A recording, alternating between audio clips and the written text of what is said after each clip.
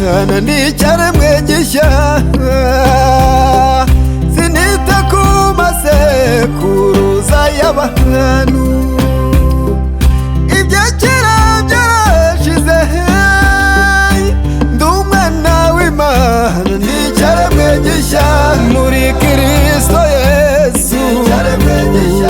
ndi umwana w'Imana.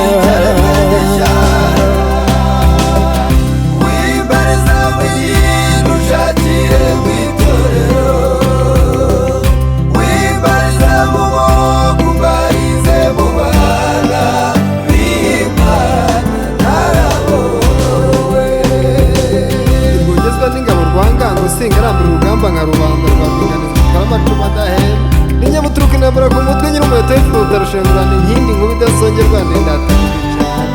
nangura indata nyir'ingabo nyir'inganje nyir'umuringa nyir'isoko yoza ibyaha, umugabo ko wampa izina rye ni Yesu, na Yesu niko twamutekerezaga kera,